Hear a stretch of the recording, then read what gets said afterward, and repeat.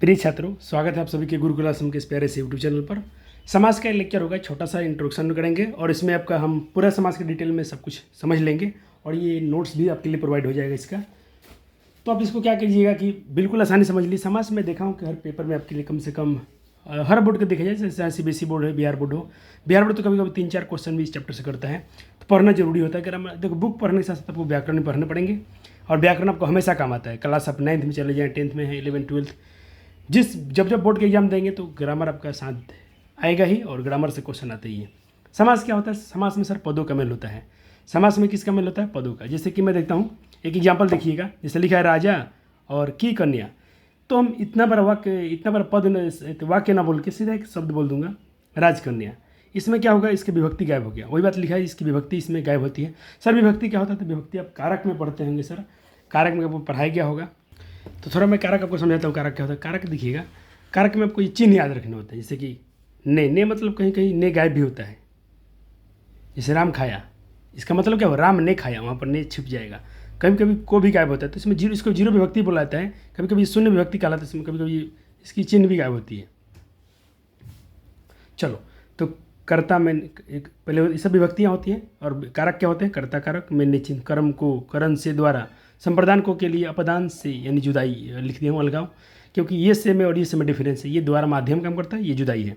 संबंध का की अधिकरण में पय पर ऐसा होता है, और संबोधन हे अरे और आदि इत्यादि। ठीक है, इसमें और संबंध में आपको डालना थी, अधिकरण में डालना पड़ेगा में पय पर। ठीक है, तो ये कारक की चिन्हें होती हैं। सारा ये विभक्ति जो होता है सर गायब हो जाएगा। कब? समास में। जैसे मैं कहा राजा की कन्या, गायब हो गया।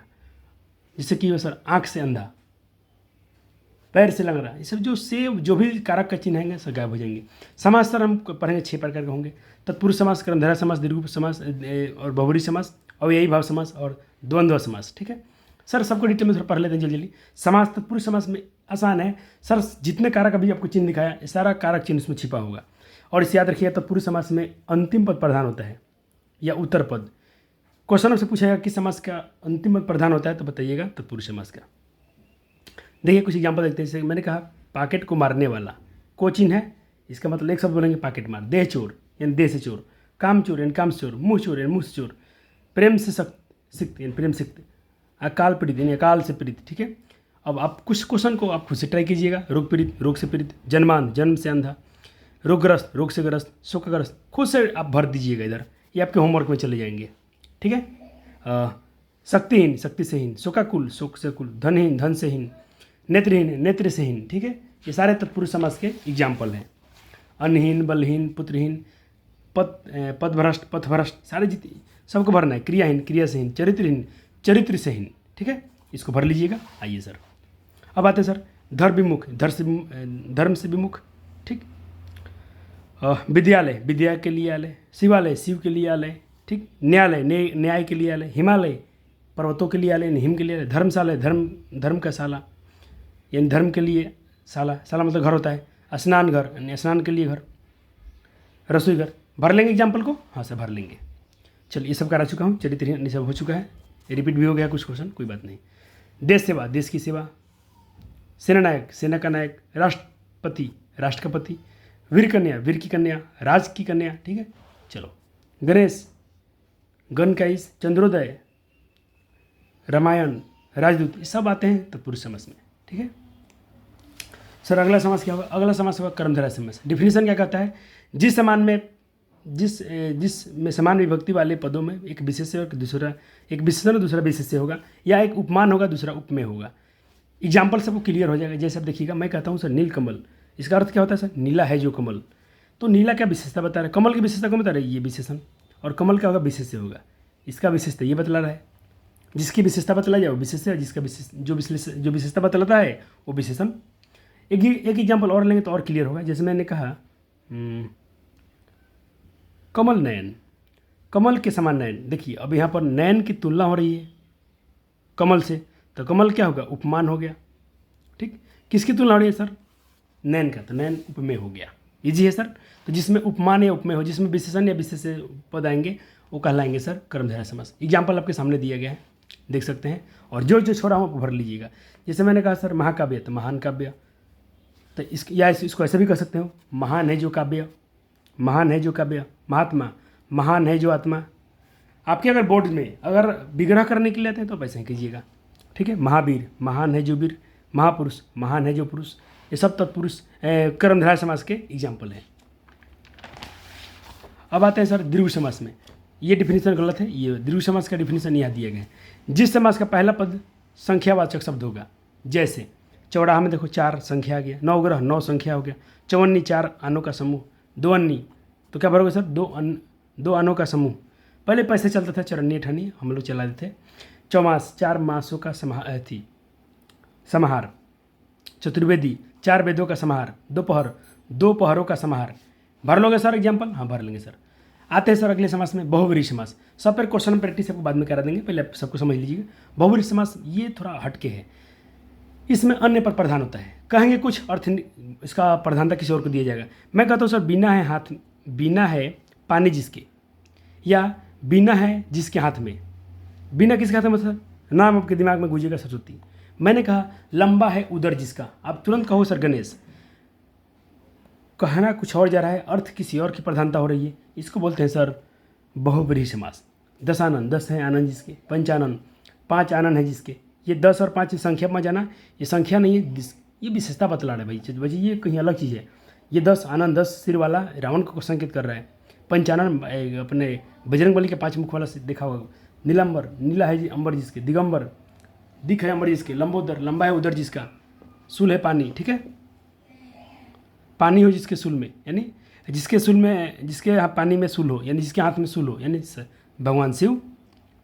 चलो, और एक इसका एक ट्रिक होता है सर, ये जब भी होगा ना सर, बहुत बहुत important, very very important, very very person को बोला जाता है।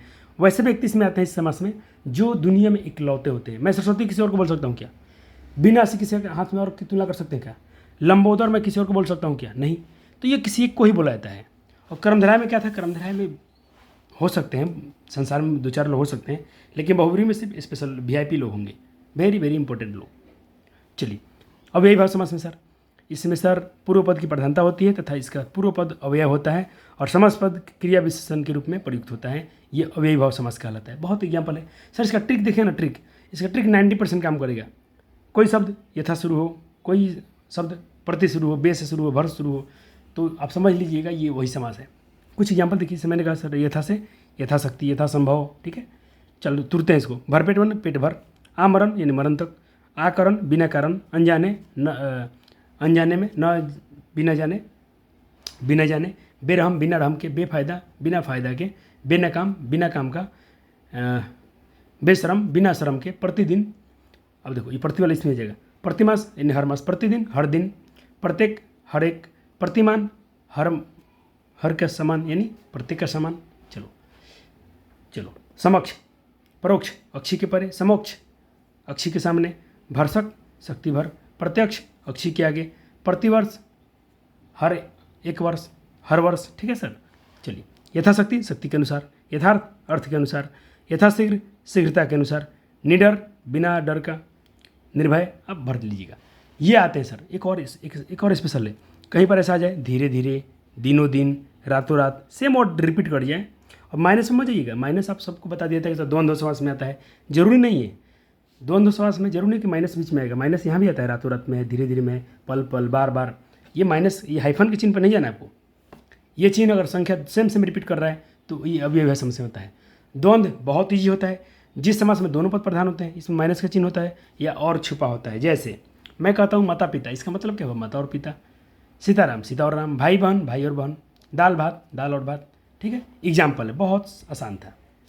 अब बचा था आपका आखिरी एक समास, नई समास, जो ना के बराबर है। कभी कभी आता है पेपर में, थोड़ा पढ़ लेते हैं, नहीं अर्थ वाले में आते हैं। जैसे अयोग्य न योग्य, अनदेखा न देखा हुआ, अनजान न जानने वाला, ठीक है। अगोचर जो न गोचर हो, अचल जो न चलने वाला हो, अज्ञात जो न ज्ञात हो गया। अब आपके मन में होगा सर कुछ क्वेश्चन का प्रैक्टिस करा दीजिए, करा देते हैं। चलिए, इन प्रश्नों का आप अभ्यास कर लेंगे।